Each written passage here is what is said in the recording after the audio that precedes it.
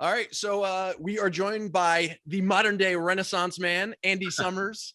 Yeah. You know, Andy, I call you the modern day Renaissance man, but I mean, you're a musician, obviously. You're a filmmaker. You're an author. You're a renowned photographer. Yeah. You've written books before, but never before in fiction. Not quite as obviously as this. No, I've written many tales, but yeah, this is what we're promoting. Is definitely a collection of fiction, short stories. Are they really fiction though? Yeah, that's what's great. It seems like there's some. Are they really fiction? Yeah, that's, I mean, you're making a salient point, a probing point there. Well, I have passed through the life, still passing through it, as you may know. So there's a lot in the store up here. So I don't have to, you know, it's not like somebody who was specializing in sheep farming suddenly having to turn to the guitar and write stories about it. So I was able to pick up on little things in my own life that I've passed through, anecdotes, stories, situations, blah, blah, blah. And then, you know, get into the process of writing them into something that's reasonable and can be entertaining on the page. That's the work. I think, Andy, what's so impressive about these stories is, and the reason we believe there has to be some truth to them, is they're so detailed. I mean, you don't typically get that with stories that aren't true. Yeah. Yeah, well, you know, it's an interesting point because, you know, as a normal viewing person, viewing person, when anybody who's not really a musician writes about music, it never comes off very well. You know, where they try to write a screenplay or it's a TV series or whatever it is.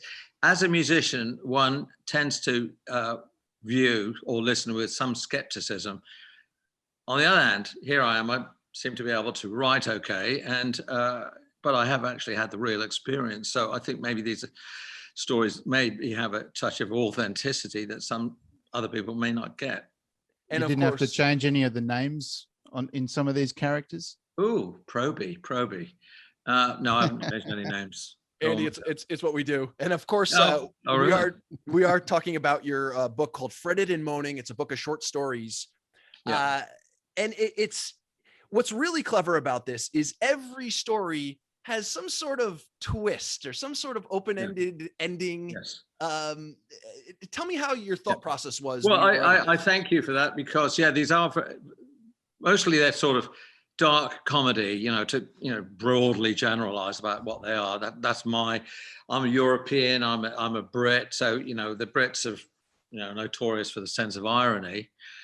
So that's the kind of thing I like. And, you know, I like open endings where, you know, all the possibilities are still there, versus the Hollywood ending, you know, which you got beginning, middle, end, and they tie up all the knots. This is Spielberg. Which is very difficult for me, you know, because I don't think life is like that. I grew up on European art house films. So I like these endings that are, they don't always have to be tragic, but, you know, they're pregnant with possibility, not closed down and that's it. You got all the things. So that is definitely where it's coming from.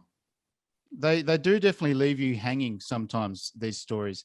Yeah, I mean, maybe I should have done more. That someone said, oh, they're all a bit dark at the end, you know, people get killed, you know, the things happen that aren't terribly pleasant. But I think it's genius, really, because like when you leave it so open-ended like that, it gives room for the one who's reading to sort of trying to imagine what could happen or where it might go. And that's kind of how life is anyway. Well, exactly. And that's the problem with the Hollywood endings, that life's not like that. It's always a mess at the end. You know? Exactly, yeah. No, you know, unresolved, but life goes on, yeah. They certainly leave you thinking. You know, we Ben and I have this Beatles podcast where we talk to established musicians and we bring it back to the Beatles conversation. In reading your book, there are many references to the Beatles. I mean, you even have a story titled Come Together, maybe not in the same sense referring to the Beatles come together, a little more vague there. But talk about how the Beatles had maybe perhaps an influence in your insight into this book. Well, I would say, in all honesty, that it would be a rare musician in the modern world that wasn't, you know, touched by the Beatles. You know, they may not have wanted to go down the whole Beatles path, but everyone was affected by it in some way or another.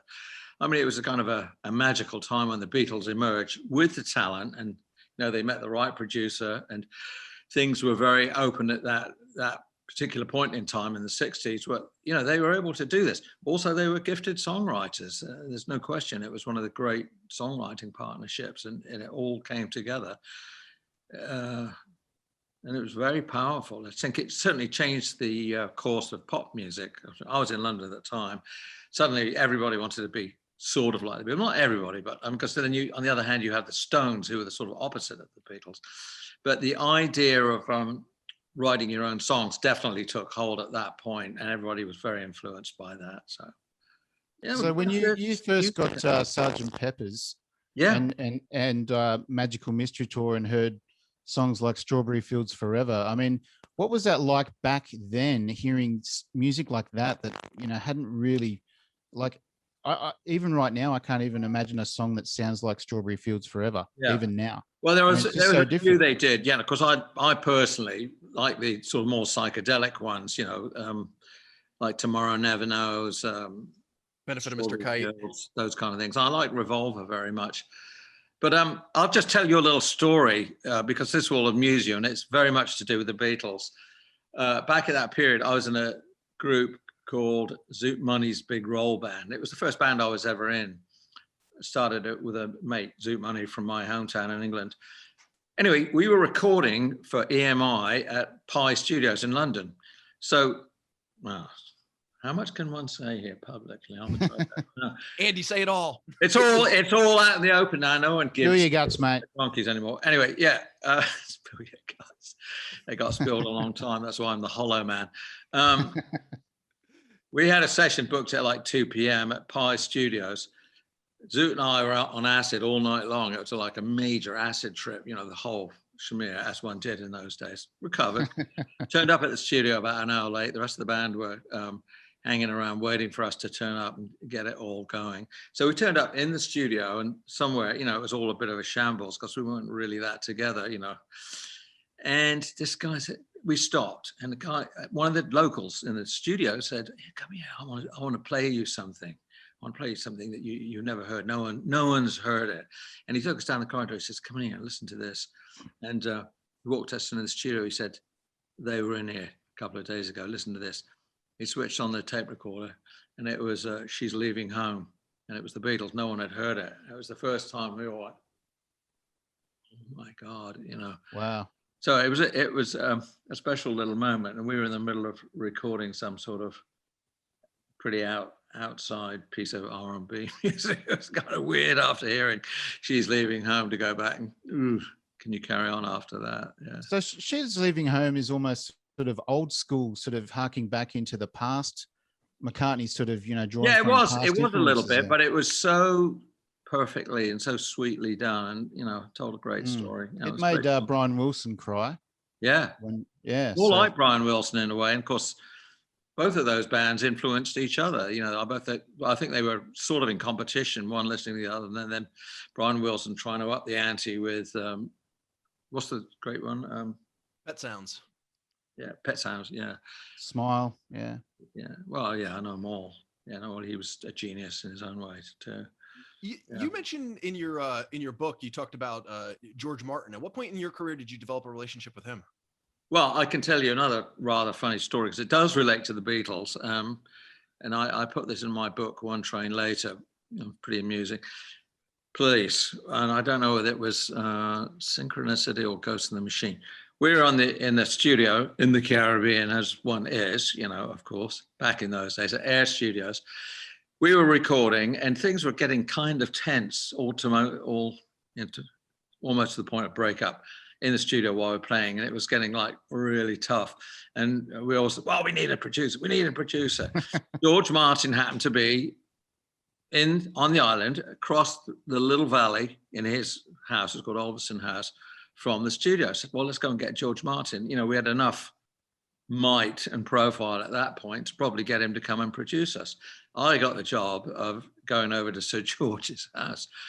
So I set off after lunchtime, you know, beating Caribbean sun, walking across the valley, slowly, you know, trudging down, noting all the plants and flowers, birds, Caribbean flora and fauna, climbed up the hill. This sounds like one of your short stories in your book. Well, it is a bit. You read it in the book, you'll see. And, you know, I finally got to his house and knocked on the door. And of course, he had a Caribbean maid going, yes, mister, what do you want? You know, I speak to Mr. Martin, and he walks out. And, oh, come on in. Very nice man. And so we sat down and had a cup of tea. I told him that we were having a really difficult time of it, thinking he'd be totally interested in, you know, coming over and jumping in with this mighty hit band. But he basically gave me a sort of soothing talk and told me, go on back. I think you're all going to sort it out. So I did. I trudged all the way back across the valley, back into the studio, into the control room with those other two people. Suddenly we were all extremely polite with one another. We were very nice. All manners were observed. And it got very peaceful. And we carried on. We didn't have any trouble after that. We carried on and finished the album. So he was like a sage that just blessed you. Kind of a sage, it will be okay, you know? Yeah. Yeah, it's like, oh. Wow. Yeah. I mean, when I think of George Martin, I think of like the ultimate gentleman. I never got to meet him like you, but I can't think of anyone that would be as like gentlemanly as Sir George Martin was. Well, you know, bands are notoriously argumentative and fighting. Same in the Beatles, same in the Police. We're all, you know. Yeah. And I'm a big believer in that. I think it's absolutely what you need. You need that sort of tension, and out of that tension comes the music. So you need it. We were pretty bad, and then that's just where like the sort of grown up comes in, like Sir George. And yeah, like the dad comes in. Out, you know, yeah. So it was like a sort of act of divine grace. You know, us going over and meeting him. He sort of blessed us. Good luck, boys. It's going to work out. Of course, the record went straight to #1. Sorry, Andy. You know, you talk about the tension within a band. Yeah. I mean, when Police reunited in what was it, 2008, around that? 7 and 8. Yeah. I mean, to this day, you're still one of the highest grossing touring acts from that one year. I mean, like, is it something like, is the tension so high you can't just get it together and go out and you know? No, believe it or not, you know, once it really got up and running, you know, and we were really just doing the shows, you know, then it turned into, okay, you know, we don't barely have to meet anymore. We arrive at the stage and do the show, and it was great, you know. Prior to that, you know, the rehearsals, which took place in Sting's house in Italy for a few weeks, and also in Vancouver for some weird reason. When we started in Vancouver, it was pretty tough at the beginning. I thought, you know, it's not going to work, but you know. Wow. So, like, did you guys put more work into getting back those songs together and regrouping? It wasn't the musical work. Music's easy. That and Flight for Logs, nothing to me. No, it's the interpersonal chemistry. You're going to be able to do this, you know. Yeah. Particularly, you know, my rhythm section, fighting it out and working out what they were going to do, you know. But I remember Sting saying in that documentary that he was saying, well, we've left such a perfect legacy when we broke up initially, that if we stuff this up, we just can't. We're going to have to, you know, practice and just nail this so that we don't stuff it up that perfect legacy. And I was thinking when I was watching it that, like, you know, I was going to ask you, did you work harder getting those tracks perfect more than when you actually initially made them in the studio? Yeah, you know, to me, it's very simple music. Not very challenging guitar-wise. I mean, I brought a certain level of something to it, which other people talk about.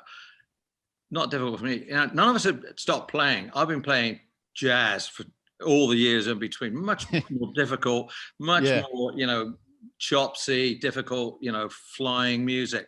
I mean, the Police music. I mean, they're pub songs. Why was I never ever have a problem with it? No, it's more between the bass and drums and, like, you know, getting that thing back together. But no, that was amusing watching those guys go at it. You know, it was, but I think that was just symbolic of the, you know, well, certain people having to come back and be in a band again that they may not want to have been in a band again. But, you know, the minute we started, you couldn't turn back because, okay, you know the level that was at. It was all stadiums. It was maybe the highest grossing tour of all time. There were 100 people on the payroll. There was insurance. There was shit in place all the way down the line. There was no getting out of it. And so, you know, it's had this sort of turbulent beginning, but it slowly coalesced into the unit. you know, Therapy. did 3 shows and we were off and running, you know, nothing to think about. And, you know, personally, I wanted to go, you know, we were the best band of all time and we're going to bloody well prove it every night. So, you know, we did 150 concerts and I thought we were better than ever because we'd all been playing for longer, even more chops, if you like. And the technology was fantastic by then, you know, so superior to what we'd had in the 80s, you know, and I really went, oh my God, I wish it had been like this back then, you know, incredible PA systems, super deluxe touring, you know, it was very nice. You know, that was a total triumph. Does that tension though, I mean, as you get older, does it resolve itself? I mean, could you guys get back together now and would you have the same problems you had 15 years ago? Well, those 2 bastards would have to beg and I'd have to beat the shit out of them. I think I could. What if you guys all did each other's solo work? You know, the best of your solo work, the best of Sting's, and just did it as the Police or something like that. Yeah, you could. Yeah, there's all sorts of. No, I mean, people are always planning these things. It's the big one, you know. That was supposed to be it, but you know, people like business advisors, financial people, of course, they know the real financial bomb is the band. I have no idea. I can't give you a very satisfying answer to that. You know, these things just tend to happen or not happen on their own. Well, they always happen on a whim. I remember. Yeah. In fact, I had to write about this last night. Back to the pre-tour moment before we did the actual the reuniting tour. I remember that year I was out here. Sting was out here. We met one night and had dinner, and it was all just me and him and our girlfriends. Had a nice evening. It was all great. Yeah, it was pretty nice to hang out. And then, as it happened, I turned up in October in New York, and I had the One Train Later book out, my autobiography. And I called. Sting was in New York. He had that Loot record out, and it's just so ironic. I called him up. He said, "What are you doing tonight?" I said, "Oh, I'm doing a reading down at Barnes and Noble down in, you know, downtown." He said, "That's funny because I'm going to give a Loot performance at Barnes and Noble, uptown, you know, in Lincoln Square or where it was." So we were both appearing at Barnes and Noble on the same night, you know, both doing these little performances. So, you know, we laughed about that. It was kind of weird. And then I saw him about a month later in November in London, and we went out and had dinner and all that. And then shortly thereafter, the word came, you know, we're going to put it back together. So it was kind of meant to be, really, at that time. Kind of. No, I mean, it was a thrilling tour because the size and the scale of it, and the fact that it just you know, we were selling out 80,000 seats a night and more. You know, it was amazing. You know, once in a lifetime. It was a total win for everybody, including the promoters, Live Nation, of course. You know. Well, I had seen, you know, I don't know if this is just a media answer. I mean, I get it. But it appears as if you guys get along just fine as human beings, but the clash is over the creative level. Yeah, it's a bit of both, actually. I mean, we're all different people, and you know, because of the attendant fame and all the stuff that we went through, I think we've all sort of isolated into our own fields and all that. But we're all connected because, you know, obviously, the corny term is the Police now as a brand. It's an ongoing industry. And so, you know, things still keep coming out. There's more stuff coming all the time. And we all have to be in agreement about signing off on various contracts, all that. So that's the sort of horrible part of showbiz. But there it is. We are all actually connected. So the overall sort of power of the Police kind of sort of vacuums you in sometimes, and other times it disperses you out. But I was going to ask you, you go back a long way, and I don't want to go back. One of my favorite guitarists, not that long, but you know, one of my favorite guitarists is Jimi Hendrix, and I read that you jammed with Jimi Hendrix and lent him a guitar, and when he first came to England, and lent Eric Clapton his guitar as well, his Gibson. I mean, that's pretty amazing. Yes. What was he like? I'm actually living history as you're reach through the screen. Well, okay. Yeah, I was in that scene in London. Jimmy turned up, and I actually got a call from Chaz Chandler, who was the bass player of the Animals, and said, "Oh, hey man, I'm bringing this guy over. He's fantastic. You'll never believe that." Yeah, okay, right. He said, "You got a guitar?" And he made this call, and I was living in West Kensington, London. He was coming from Heathrow with Jimmy, and I didn't have a guitar, I wasn't there, and I think they turned up, and there was an old 12-string, and they took that. But anyway, it was just a little bit bizarre. But about a week later, I went to see him play, and he was playing at a place called Blazes in London. I think it was Blazes. And, I walked in, and there was this guy on stage, with an afro, 3 feet wide and complete sort of white, long fringed buckskin suit. And I walked in, he had a white Stratocaster in his mouth. And it was just like, oh my God, what is this? Anyway, it was Jimmy. He was playing with the Brian Auger Trio. Far out. But I was playing with the Soft Machine. And so at that time, we were all sort of under the same management. So I was very immediately in that same circle. So, I met him quite a few times. And fast forward, we all ended up in LA, and I was in the Animals, living in Laurel Canyon, and got the word that Jimmy was going to play it. I think it was called TGG Studios, which may have become A&M eventually, on La Brea. And they said, "You just come down and see him," and I went down with Zoot, actually, and we walked into this control room. I'll never forget this, because Jimmy was just in there, and he was playing, it's like 9 Marshall stacks. It was like, what? And he was leaning back against the glass of the control room, the hat on with a feather, the whole bit, full Hendrix. And he was wailing away, and it's like, God, like a force from another planet. And he came in. He's a very shy. What was he like? Was he a monster? No, he's a very shy, kind of introverted guy, very soft-spoken. It's all in there. Yeah, in the playing. Yeah. Yeah. So we're saying hi, hello. I walked out into the studio, and Mitch was there. Mitch Mitchell. He was still messing around. So I picked up, for some reason, and I don't quite understand this, there was a Les Paul strung the right way around, because Jimmy played the other way, left-handed. I picked up the guitar. I started playing along with Mitch. So we're having a jam. And then Jimmy walked out and picked up a bass, and he just joined in. So we went on for about 10, 12 minutes. I'm going, Jesus. Because Jimmy at that point was like the god of the universe. I mean, there was just like, Jimmy played bass. Yeah, he's playing bass for you. Yes, that's right. I said, all right, new band. Jimmy's on bass. You're in a band, and you're the guitarist, and Jimmy's on bass. What does that say about you, Andy? Yeah, I know. It was a bit scary moment. No, it was fantastic. It was very sweet. And then he, after a while, he did about 10, 15 minutes. He said, "Hey man, mind if I play guitar for a little while?" Take this thing, And off we went. Then I probably picked up the bass, and then Zoot came out and played an organ or piano, and we jammed for about 20 minutes, yeah. And that tape is around somewhere. People have found it, because I think it was Eddie Kramer, who was his recording engineer, recorded it.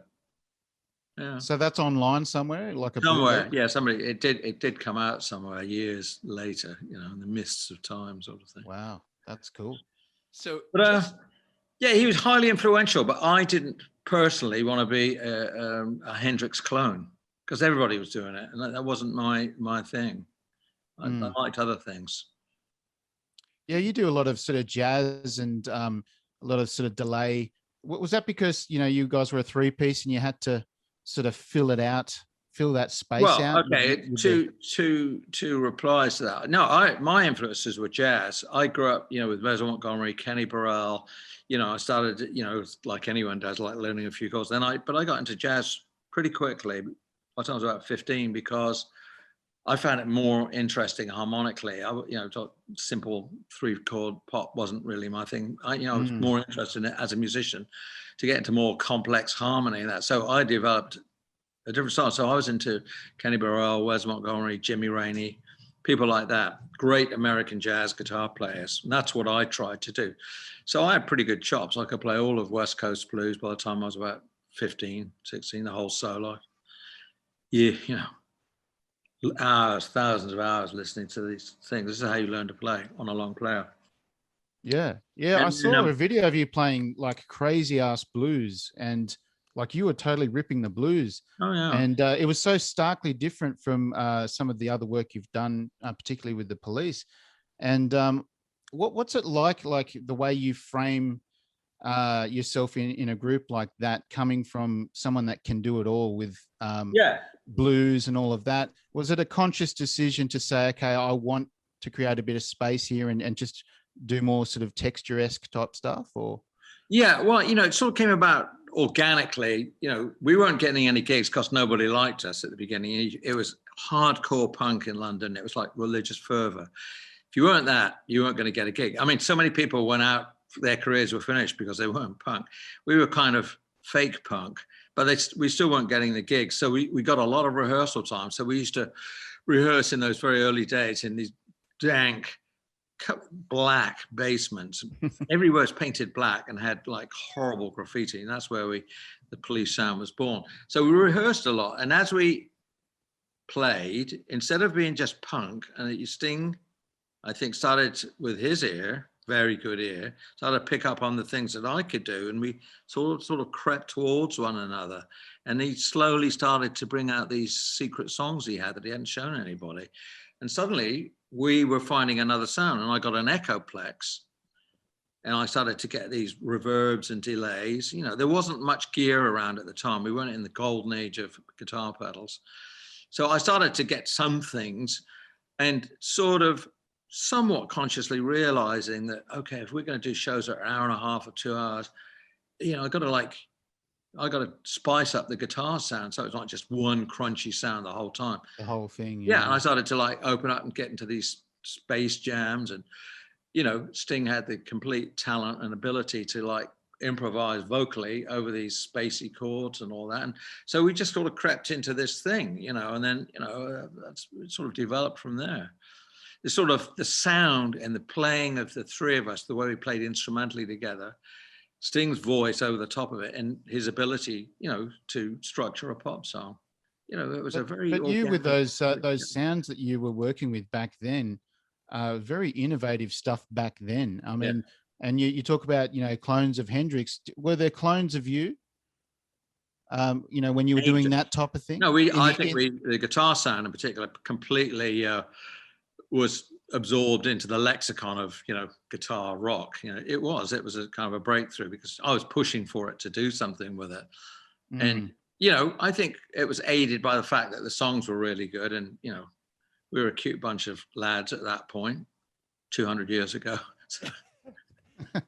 So it all kind of worked out, but when we started, it was real punk, and then it sort of slowly I'll tell you, one of the actual factors was the reggae thing that came in, because if you weren't punk, the only other thing you could be in London at that time was reggae, because it's a big Jamaican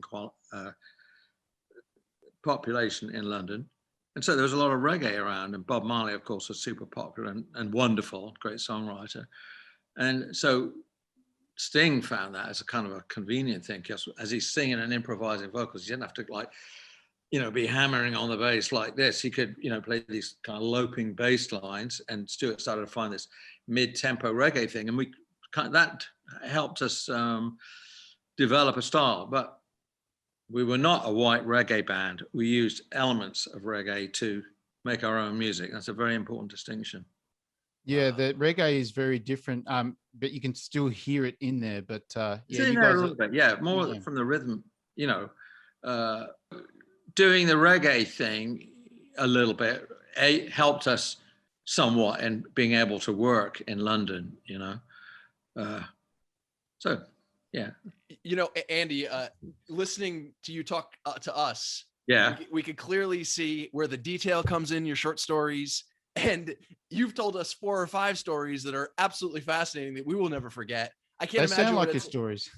I can't imagine what it's like, as a viewer reading this book or a listener reading this book. Andy Summers, Fretted and Moaning, a book of short stories. Andy, how many stories are we looking at here? 45 stories. 45 stories. Yeah. And all are based on rock and roll stories. Nothing quite true, but they're all around the industry, correct? Yeah. Each story features a guitar somehow, or, you know, or not even features. There's a guitar in every story, and it's really the way that people's lives revolve around it, their relationships, for the good or the bad. But there's always a guitar in there because you know, I'm not a complete idiot. I thought if I do this, what's a good way to get it sort of accepted? If I write about, you know, stories with guitars, and people are probably going to take attention because of my history. But that's just one element. You know, you still got to contrive all these situations, and you've got to use your imagination. You know, I love that story of how the couple went to Jamaica and that guy flogged his guitar. Yeah. And yeah. That was a good one. Or when the guy calls the hooker and she turns out to be his wife. Yeah. Yeah. Yeah. Well, Andy Summers, Fretted and Moaning Short Stories comes out on August 19th. Andy, we appreciate your time today. Thank you so much. Great talking to you guys. Thank you so Thanks, much. mate.